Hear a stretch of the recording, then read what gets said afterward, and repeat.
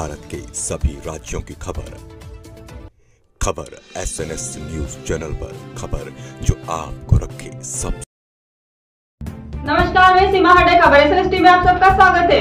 देखते हैं महाराष्ट्र की सुपरफास्ट खबरें। मुंबई की अपराध शाखा ने कोविड ऑक्सीजन प्लांट मामले में आरोपी बीएमसी ठेकेदार रोमिन छेड़ा को गिरफ्तार किया है।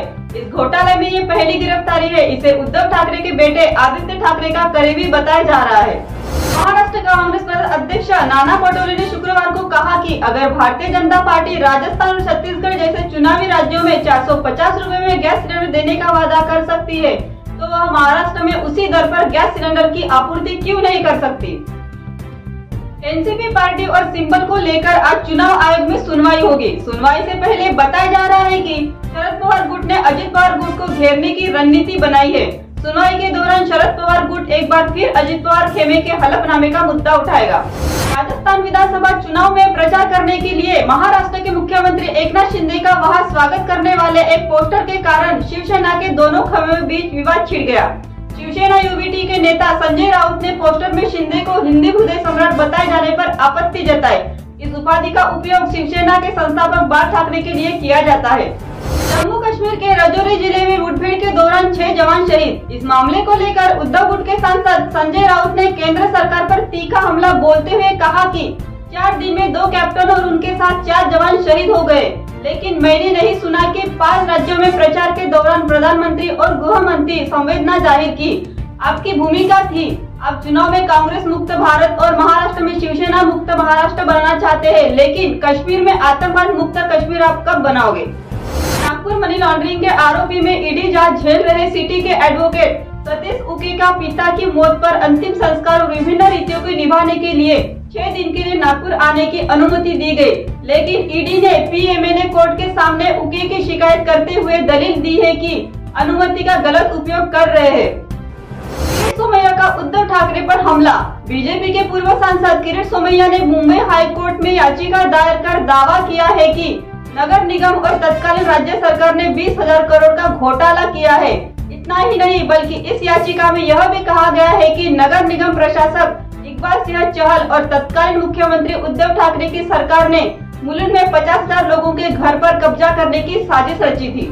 शिवसेना यूबीटी के नेता संजय राउत ने दावा किया कि राष्ट्रवादी कांग्रेस पार्टी के अजित पवार गुट और मुख्यमंत्री एकनाथ शिंदे की अगुवाई वाली शिवसेना के विधायक और सांसद भविष्य में बीजेपी पार्टी में शामिल हो जाएंगे।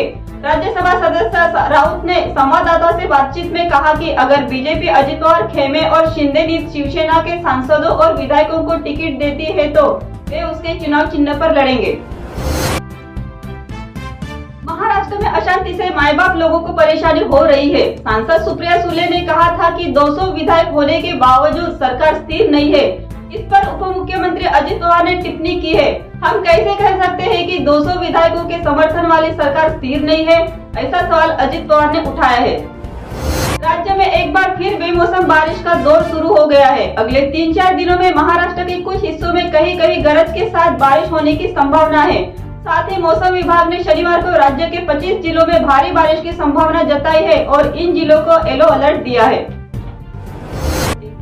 महाराष्ट्र के यवतमाळ जिले के टिपेश्वर अभयारण्य के एक बाघ ने 14 महीने में 3000 किलोमीटर से अधिक की दूरी तय की थी। इसके बाद अब चंद्रपुर जिले के ब्रह्मपुरी वन क्षेत्र से बाघ लगभग 2000 किलोमीटर की दूरी पार कर ओडिशा पहुंच गया है। दिलचस्प बात यह है कि इस बाघ को रेडियो कॉलर नहीं लगाया गया था, तो एक बार फिर महाराष्ट्र में बाघों के प्रवास, उनके गलियारों और सुरक्षा व्यवस्था का मुद्दा सामने आया है। केंद्रीय मंत्री नितिन गडकरी एक दूरदर्शी नेता है जो प्रेरणा के स्रोत है। उनकी सोच व्यापक है। गुजरात के राज्यपाल आचार्य देवव्रत ने कहा कि देश में ऐसे बहुत कम नेता है। एग्रोविजन राष्ट्रीय कृषि प्रदर्शनी का उद्घाटन आज उनके द्वारा पीडीकेवी ग्राउंड गाभा नागपुर में किया गया। वह इसी मौके पर बोल रहे थे। थाने गोटबंदर के बागबील इलाके में शनिवार सुबह एक बंगले की पहली मंजिल पर आग लग गई। वहीं आग लगने के कारण बंगले में 3 लोग फंस गए थे, जो तुरंत घर से बाहर निकल आए। दमकल कर्मियों ने बंगले के अंदर फंसे 2 लोगों को बचा लिया, लेकिन अस्पताल में इलाज के दौरान उनकी मौत हो गई।